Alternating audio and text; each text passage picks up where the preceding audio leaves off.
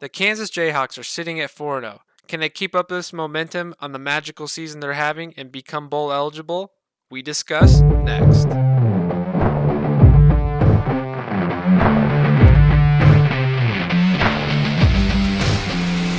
What's up, everybody? Keegan Russell here, and welcome back to another episode of the Sports Authority Gurus podcast. It's been several weeks since our last episode, and since then, the college football season is in full swing. And your Kansas Jayhawks are sitting undefeated at 4-0 for the first time since 2009. There is tons of excitement around Lawrence right now, and we are ready to break it all down for you. Joining me tonight is the familiar voice of Tyler Christman, like usual. Tyler, how's it going, man? Oh, I'm doing good, excited. Hey, we haven't been this excited since about 2007? It's been about 12, 13 years, and I am pumped to Pretty dive crazy. into this.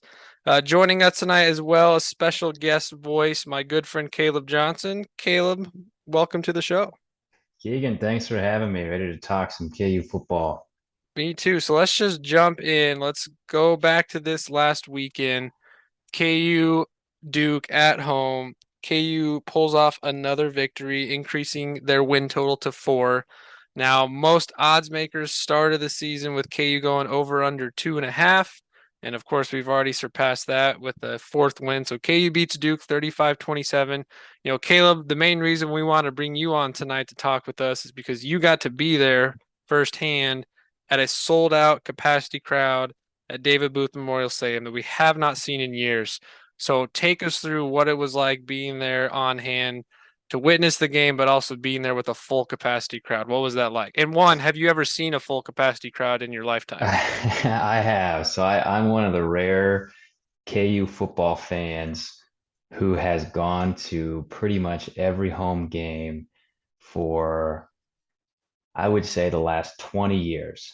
So I have seen the early days of Mangino.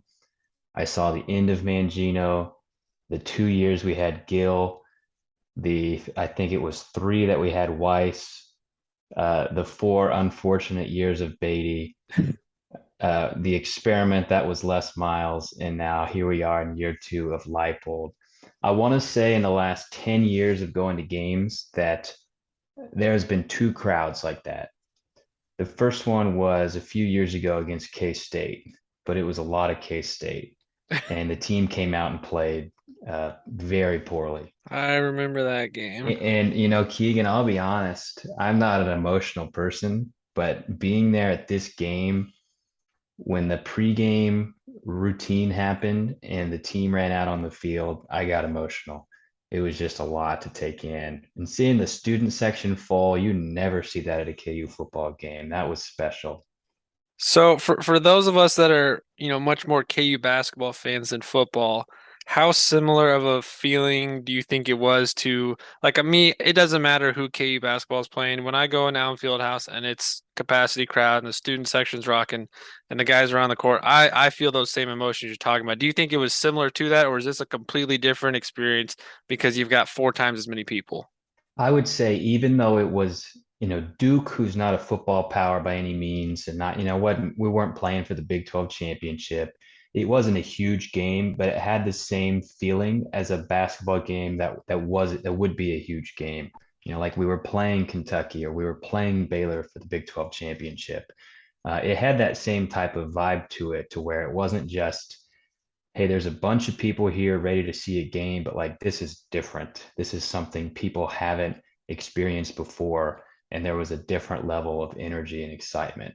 I think that's what got me, because you simply haven't seen that in so long. And the buildup just took years. Oh yeah, and I know I listened to a lot of different post game stuff and different comments from several players, and all of them too. They're like, guys, we ran out of that tunnel tons of times over the last several years, but there was nothing even compares to this last time running out on the field and seeing just a full. I mean, they knew the game was sold out the day or two before, and we were expecting a huge crowd, but even as a player running out of that tunnel and just seeing it for the first time in your college career at home had to have been incredible. Now, for you, I know when you go to games, you've got different seats here and there. Were you up in the box or were you down on the field or in the stands? Yeah, I was in the stands, which is, I think, is the place to be. I spent, 4 years as a student in the student section, me and 12 others. and had that kind of perspective of it. And that would have been a fun game to be in the student Yeah. section. But I was on the west side, with more of the alumni crowd. And it was still just as special. So take me through just the ambiance of the crowd in general. Do you feel like one, the crowd swayed any portion of the game? How loud did it get? What kind of impact do you think having a full capacity crowd had on that game? Maybe the most important part was that fans didn't really leave for the most part. We got up 15 points late in the game. And I know I had the feeling that, all right, we got this in the bag. And it certainly felt like we did. We didn't. And we Yeah, they came to came back find that quick. out really quickly. But nobody really left. I mean, it wasn't as full maybe as it was midway through the first quarter, but it was a very hot day. Football games are long. You're sitting out in the sun all day. And they ended up needing that extra boost on the last drive of the game. If you're sitting in front of an empty Memorial Stadium, I have to think it's a lot easier for Duke to go down and score that last drive. So it was a Absolutely. four-quarter game, and for the most part, the fans stayed four quarters. Yeah, so now Tyler, let's bring you back on and kind of get your perspective on the game itself. A little bit of back and forth here and there. Like you said, Caleb said KU went up later in the game, and at that point it looked like, we were wrapping this thing up, and of course Duke made a comeback. But Tyler, give me your thoughts on the game. How did you feel like we did overall, and what did we do to get to this point of being 4-0 instead of dropping that game to Duke?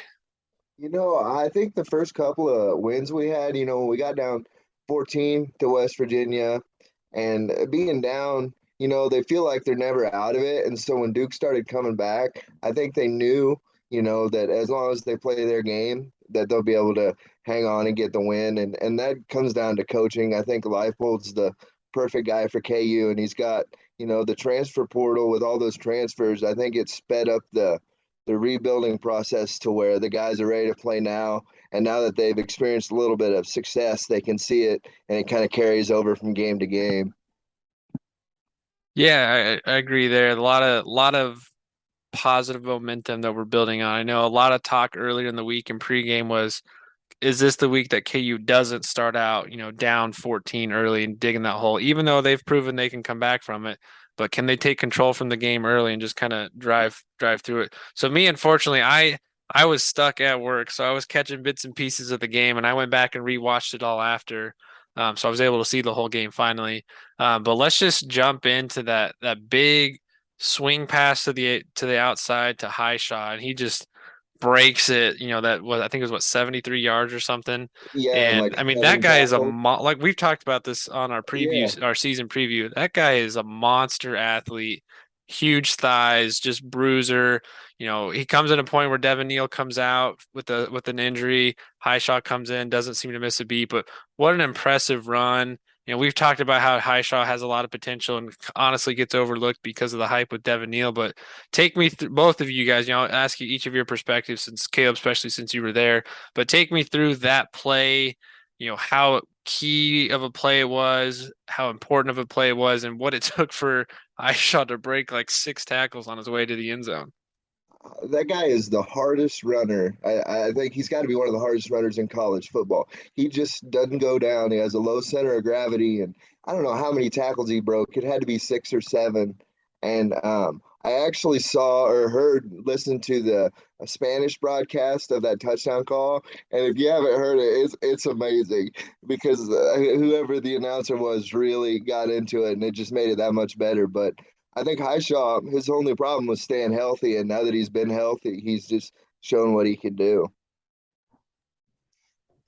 Yeah, to Tyler's point, that was I heard that Spanish broadcast as well, and that was basically how I felt. I actually had a really good view of that sitting on the west side, kind of happened right in front of me.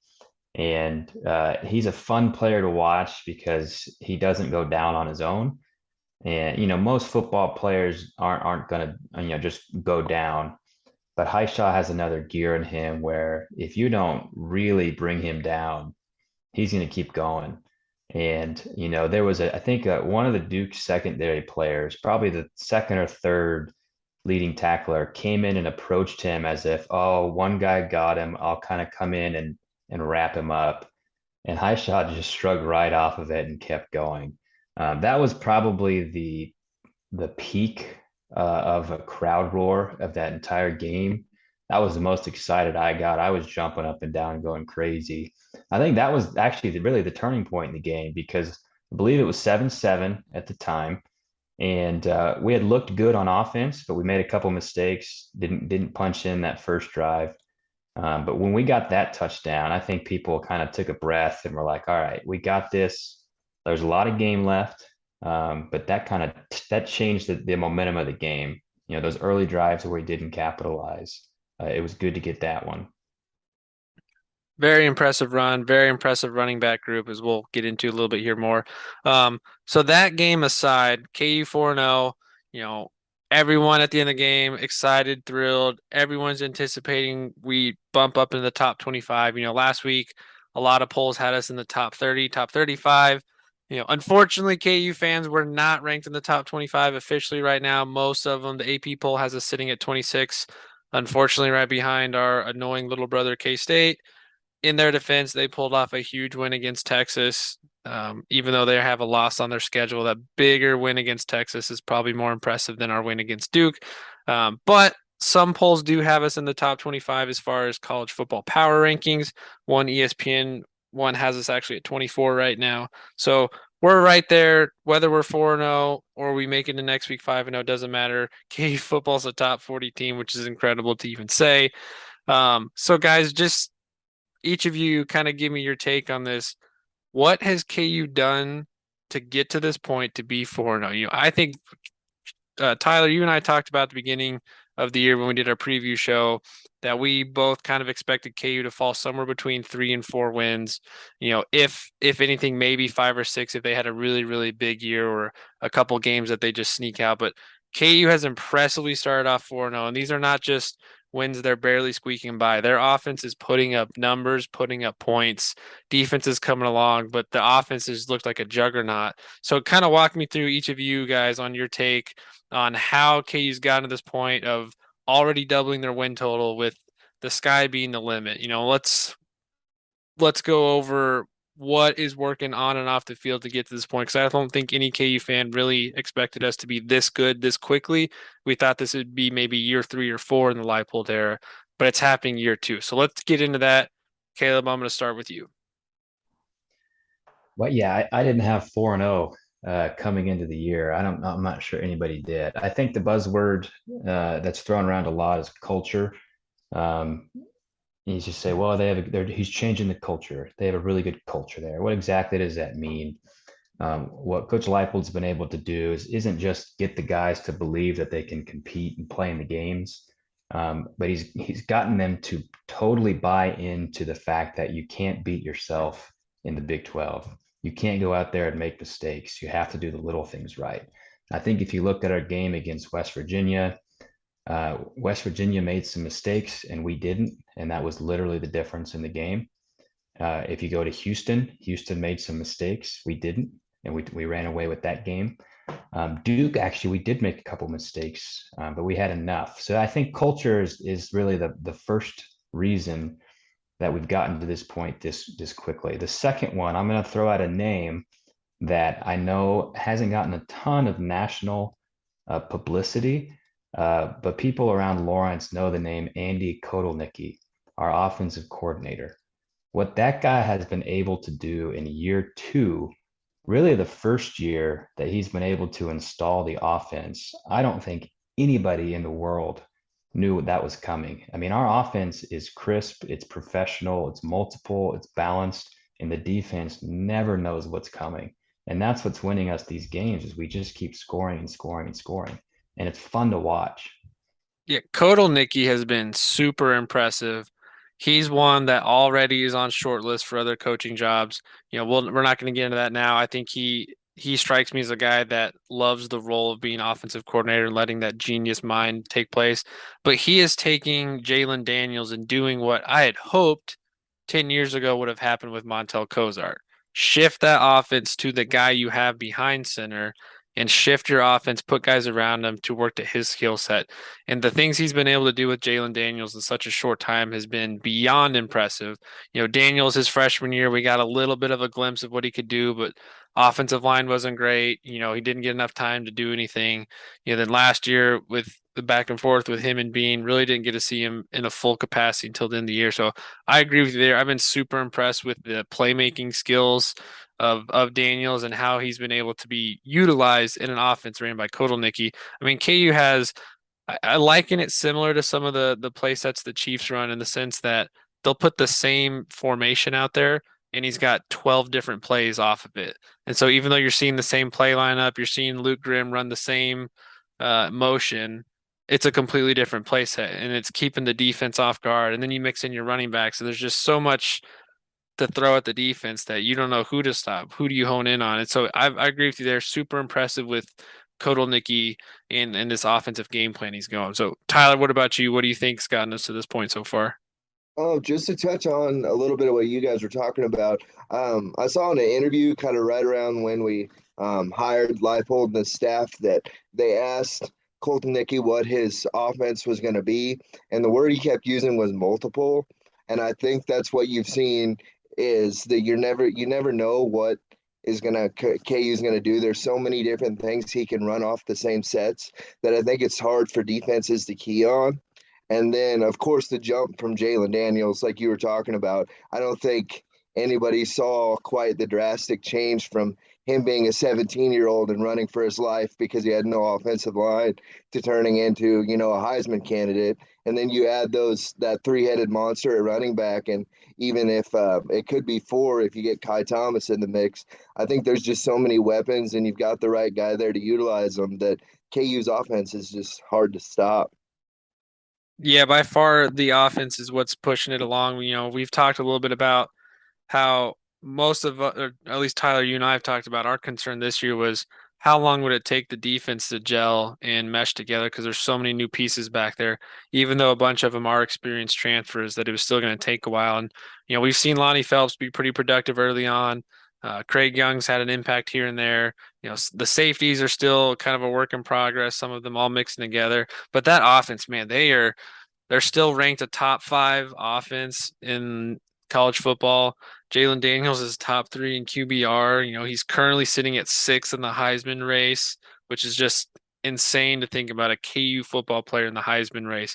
Even a couple years ago, we were all hopeful with the start Puka Williams was having that he might get some love, and of course it tapered off. But having a quarterback not named Todd Reesing be in the race for a Heisman is just nuts. So what have you guys seen out of Daniel specifically that has made him as productive as he has? Because he's not only is he being incredibly efficient, but he's taken what the defense is giving him and maximizing that on the field. He's not making these mistakes that Caleb you were talking about other teams have made so far. So what about Daniel's play have you guys seen that has elevated him to this level that he's at, and how long do you think he can sustain that? Is that something he can carry on the rest of the year?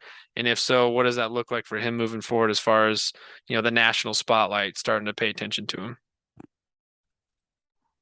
Yeah, I think the thing that separates Jalen isn't necessarily his size, his speed, his strength. It's that he's simply a winner and he competes on every play. So you mentioned, he goes through his reads.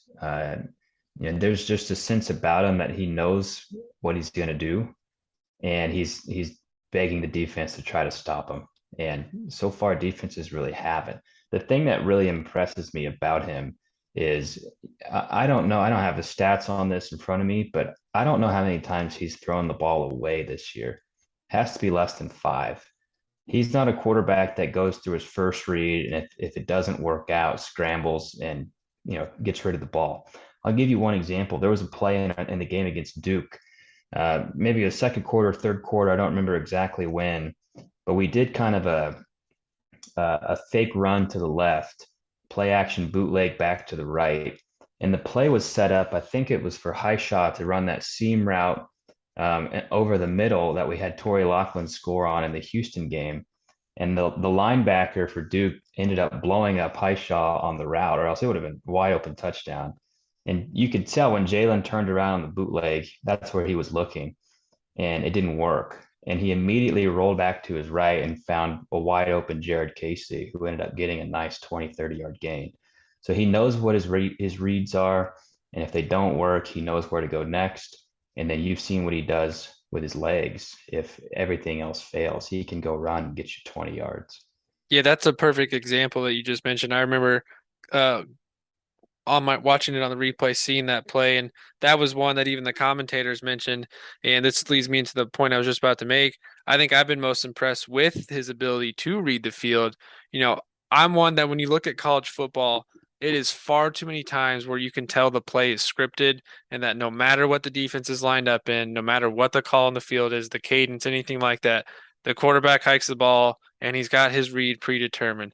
And what I've seen with Daniels is I don't think I've seen him make the wrong read yet. I'm sure there's been a play or two possibly in there, but like you're saying, he's so focused in on what the offense can do, and he's reading the field so well that when that ball is sent back to him, he reads the field so quickly to know, okay, here's where I want to go. Well, shoot, that broke down. What do I do? Instead of just scrambling around making up a play. Like he knows steps one, two, three, four, here's all my options. And the second option number one's gone, I know what I've got. I've got a team I can trust. And so I've been impressed with his ability to read the field. It doesn't seem like he's made those plays where like I was watching, I think it was Oregon on Saturday, and they were getting blown out in the first half and it was really ugly. And I was watching the first half towards the end of the first half, and Oregon was lining up inside the 20 and they just kept calling the same play over and over. And the quarterback, Bo Nix, wasn't reading the field. And you could see the corners were pressing in, the safeties were pressing in, and they kept running the same out route to the flat to the running back, getting stuffed for a loss. And I haven't seen that type of play with Daniels. Like if he sees something on the field or Kotelnicki sees something on the field, they're motioning, they're signaling, and they're doing something different because he sees what the defense is doing, and he's not just gonna like. I think a lot of offensive coordinators in college football get stubborn in the sense of my play is gonna work. I don't care what the defense is running; it's gonna work. Well, sometimes it doesn't matter how great your play is. If the defense is lining up to take away your threat, then you got to adjust to it on the fly. And so far, I think KU's done a fantastic job of that. And as much credit as it goes to Kotelnicki, I think that also goes to Daniels and his ability to read the field. Tyler, anything else you want to add there on what you've been impressed with so far with Daniels and how he's worked himself up into this potential Heisman race?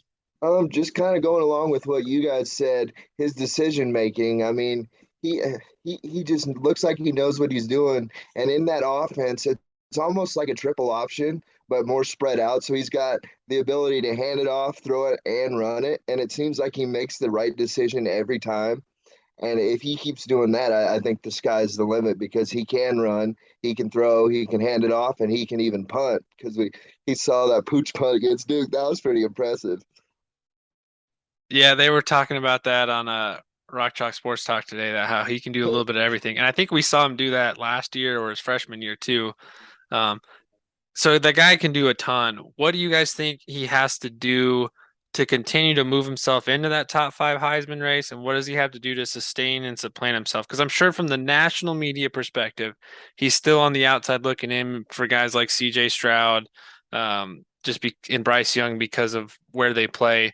So do you guys think that I mean, right now, I actually made a bet the other day on him winning the Heisman because his odds were still very much in the favor of the better. So right now, I think he's got the sixth or seventh best odds so far. But what do you guys think it'll have to take? I don't know if it's stats, if it's just total play, consistency, but what do you think it's going to take for him to continue moving up that Heisman watch list? Yeah, Um, I think or go ahead, Tyler. Oh, well, I was just going to say that I think it'll take a little bit of everything, but getting key wins against, like, nobody expected us to be 4-0, but if we go and compete with Oklahoma and maybe even pull off an upset against Oklahoma State or beat K-State at the end of the year, Daniels is going to be a factor in all those games. So I think if we keep winning and he does what he's going to do, I think he'll be right there. But we're going to have to pull off a few big upsets, I think, to get the national media's attention. And I think he'll be right there at the end, hopefully. Yeah, I think Tyler nailed it.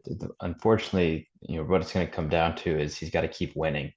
That's what the Heisman Trophy winner always is. It's always maybe not the best team, but it's the best player on one of the best teams. And if he keeps winning, he's going to keep being in the conversation. The other thing I think he has to do is keep using his legs. I don't think his passing numbers are going to stack up to Bryce Young, to CJ Stroud at the end of the year. Alabama and Ohio State run much different offenses. Their receiving core is much better, Oh and they yeah. have more weapons to work with. But what separates Jalon Daniels is his ability to run and his ability to kind of disrupt a game through his legs. We've seen that really in all 4 games so far.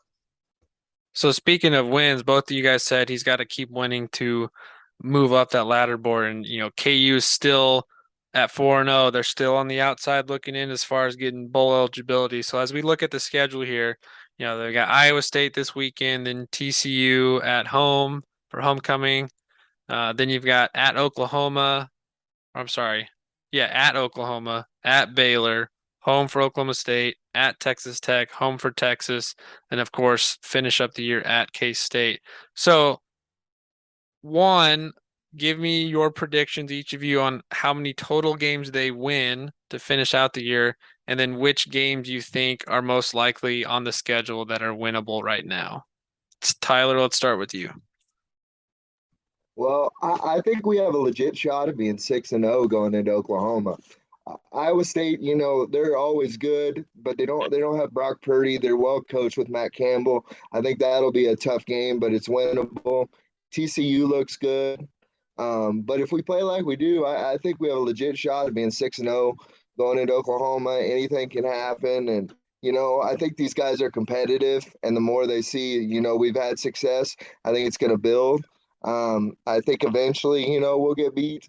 But I'm looking forward to the ride. It's been fun so far. I'll say we'll win the next 2 and then lose at Oklahoma, but it'll be a close game. Caleb, how about you? Yeah, maybe I'm more weathered than the typical KU football fan right now. Honestly, I could see us getting to 6 wins total. The next 2 weeks are the 2 biggest weeks of the season, I think. Unless I see something start to change on the defense, I don't think we're gonna. I think we'll lose that 3 game stretch you mentioned. That's in Norman, in Waco, and a really tough physical Oklahoma State team at home. So the next 2 weeks, we have momentum. For the most part, the team is healthy. We're playing at home. The fans are excited. And we're playing honestly against 2 fairly comparable teams. We'll be the underdog in both games, but the players expect to win and they're going to compete. And so if you can get to Norman 6-0, that positions yourself really well. And I'll tell you the one game people I haven't heard talk about, but I kind of have circled as the next game that we need to look for a win is the game in Lubbock. Texas Tech has looked good. They beat Houston. They had a nice win against Texas. But it's the Impressive. I first. thought, yeah, quite an impressive win against Texas. I didn't see that one coming. No, I mean Texas's backup quarterback is playing. If their starter was in, who knows? But Texas Tech, it's a first-year head coach. I'm guessing they're going to go through a lot of adversity from coming from their high against Texas. I think they'll get beat pretty bad in Manhattan this week. And then the Big 12 just beats you up over the course of the year. So we have a November game in Lubbock that I'm circling as one where maybe we're at 5 wins and we need that 6th win. That's probably the best chance you have to do it. So I'm going to say 6 wins.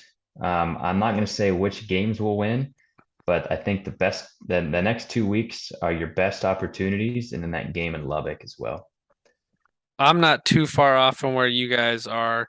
I think their potential sitting at 4-0 now, I think they could peak as high as 8 wins. I don't feel like that's realistic. I know several media outlets have KU winning 8 wins and actually making a pretty decent bowl game. I'm kind of in that 6 to 7 to 8. I do think we take one of the next 2 at least. Um, and I have a feeling it's going to be Iowa State. Iowa State's kind of been a thorn in our side the last couple of years where we haven't played great. And they're the next program that's most comparable to where we are. Even Leipold this week with the media was talking about how he wants to emulate a lot of what the Iowa State program building has been under Matt Campbell. So I think this is a good week to circle up a win for the Hawks. And then I could easily see the being 5-0, feeling like we're at the top of the world, finally getting ranked. TCU comes in with nothing to lose, nothing to gain other than satisfaction of knocking an undefeated team off, and I could see us dropping that one. And then of course you got the gauntlet of Oklahoma, Texas, or Oklahoma, Baylor, Oklahoma State. Obviously, Oklahoma and Baylor are two very well coached teams, um, tremendous talent, probably better overall teams than both than us right now. So I think those are definitely two losses there.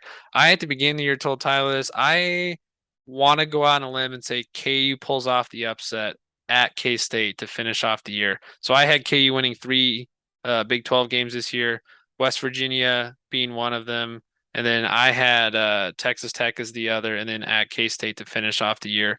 I'm kind of shifting that up now because I do think we can beat TCU. TCU is another team that they've played us very well, but I think you got to throw all that out the window now because this team is just playing different. So as long as the offense is doing what it's doing and the defense slowly improves, I think the sky's still the limit. So if you guys had to put the odds at over under 80% that KU makes a bowl game this year, are you taking the over or under? I'm taking the over. I'll take the over, Keegan, and it's because I don't remember the exact rule, but you just need five, and then they pick if they're not enough 6-win teams, Mm. then they'll pick the 5-win teams. And I think there's some academic standard, but it's all about money. And what school has more pent-up demand than the University of Kansas to travel to a bowl game? So I think we just need one more, and I'll take the over. I'm gonna go with the over too.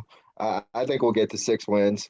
Who was it last year that made it with 5 wins? Was it Arkansas, or was some maybe Washington State? I can't remember. They were 5-7 and went into a bowl game, so that could definitely be a possibility. But I'll say we go with 6 wins. I think we owe K State one after all these years. I think we're gonna be motivated. They'll be motivated too, but I think we get one at the end of the year, like Keegan said. Yeah, that's the one I'm circling. I'm hoping I can maybe make a small road trip to that one. I've heard that games as a KU fan, I've heard that games at K-State are a ton of fun on football Saturdays. And so if I was ever to go see that in person, of course it'd have to be when the Hawks are playing. But yeah, I've got that one circled in the year. Of course, Texas, a big game just because of the way things ended for their season last year. And not off to the best start this year, but they've also had a couple good games. They played Alabama very, very well. And then of course lose to Texas Tech. But that one's interesting. So yeah, I think I'll take the over. Like I said, KU's probably going to be going bowling this year, which is super exciting to say for year two. Unfortunately, that also brings the rumors of could another program steal Leipold away? Most notably Nebraska right now with their dumpster fire of a program. He kind of has said that, hey, my wife and I moved here for a reason. We don't plan on going anywhere. I know a lot of coaches say that and then take a job somewhere else. Do you guys think it is likely at all that Nebraska could steal him away from us? So I think there are two schools who, if they offer him a contract, that there's probably no amount of money KU could pitch in to keep him. That's Nebraska, but I don't think it's likely, and that's the University of Wisconsin. So as of this Yeah, I didn't even point, think about Wisconsin. I don't think Paul Chryst is on the hot seat, but I think that is the school that KU fans need to keep an eye on and cheer hard for the rest of the year. Because if Wisconsin comes calling, there's no doubt Lance Leipold's taken that job. Tyler, how about I was you? gonna say I was going to say the exact same thing. I think we have to worry more about Wisconsin, just because he's from there. But the one thing that's kind of, you know, we like to think is different about Leipold is all the things he's saying, and then he hasn't been a job hopper. He was Wisconsin Whitewater for what, 8 years, and then he went to Buffalo and he was there for 6, I think. So him and all of his staff have been there, and they don't seem like they're looking for the next one. Plus, he's getting to be almost 60 years old, so I think it might just be my red and blue tinted glasses. But I'm thinking he stays just because he seems like he's at a Power 5 level, and if he can win at KU, then I think the facilities will come, and maybe that Big Ten invite comes, and then all of a sudden Nebraska and Wisconsin doesn't look like it's that much of a better job than KU. But of course, I hope he stays. So that's kind of influencing He has made some my comments this week, basically suggesting that he wouldn't want to leave. He's the guy that wants to build a program, and yeah. at Kansas, if you can have some decent amount of success, your job is not in jeopardy. Whereas Nebraska, you could go 9-3 and they're calling for you the next year because you haven't won a Big Ten championship. So that'd be something I think he'd want to consider is not just what could he do, but what's the longevity of doing that. And at Kansas, I mean, he could easily be here 6, 7, 8 years and be one of the longer tenured coaches in our history, just by having some steady success. So we got a few minutes left here before we jump off. Any of you, either one of you, do you have anything you're looking forward to the rest of the year? Any specific players you're going to be watching in on, or just anything in general you think we need to address before we get out of here? Mine's the defense. I think the defense still needs to show some signs of improving and some consistency. I just say I'll be at the next 3 games, Iowa State, TCU, Oklahoma, and I'm looking forward to each and every one of them, seeing if the team can keep improving or if they kind of plateau with where they are. But I think you nailed it, Keegan. I'm specifically looking at the defensive line and the secondary to step up. We know what we have at quarterback. We know what we have at running back and offensive line. Our receivers have been steady. But let's get those defensive players to step up and make a few more plays as well. Tyler, before you say something, I just want to echo on something Caleb just said about the offense. I was thinking about this earlier. I've actually been really impressed with the receivers so far. You don't have Trevor Wilson, who was probably projected to be your number one guy. Lawrence Arnold's looked good, but Quentin Skinner, I got to see these guys firsthand last year when I was doing breakfast in the morning. And Quentin Skinner's tall and lanky, and I saw him a lot last year, and I saw him bulk up a little bit, but man, he's been quite impressive. And he's 6'4", 6'5". That's a big target to throw down to the field and just throw it up and let him go get it. I've been really impressed with him. Walk on converted scholarship player. But just real quickly on the receivers, what have you guys seen that just really excites you? I didn't know how much depth we would have after losing Wilson, and then Tanaka Scott was suspended for a game, so it's kind of exciting to see Arnold step up, and like you mentioned, Quentin Skinner and Grimm's consistent, and then you get the occasional Jared Casey running across the middle when he's not destroying people, blocking 3 guys at a time. They've definitely stepped up, and it's fun to watch. I'll just add to Keegan. I don't know who our best receiver is, and I don't know I don't know who our second best receiver is. There doesn't seem to be a drop off. It's just 5 or so steady players. They get open and the they 3 that are catch. out there, they're consistent. We're seeing a little bit of Tanaka Scott, but those 3 with Luke Grimm's Mr. Consistent, Mr. Third Down, Lawrence Arnold, big playmaker, Quentin Skinner. It's just been impressive. Of course, you got that tight end trio, but all around this offense is fantastic. There's still plenty of room to grow. I'm sure even Kodal Nicky will tell you that they've barely scratched the surface. But KU fans, your Jayhawks are 4-0. Just a couple more games till they're bowl eligible. Like Caleb said, there's a couple more home games coming up. Iowa State this weekend. Big game. Need everyone there to pack the booth again. Hope everyone can get out there. For now, guys, just keep enjoying the ride and let's watch this thing finish out and hope we go on to bowl season. So, guys, thanks for joining me today. Appreciate you guys have coming on and look forward to doing this again. Rock Chalk. All right, guys. Rock Chalk. Jayhawk. This was another episode of the Sports Authority Gurus podcast. For future episodes, you can find us on Spotify, Podbean.com, the iHeartRadio app, and on YouTube. Wherever you do listen to us from, please hit the subscribe button, give us a great review, and most importantly, share with your friends.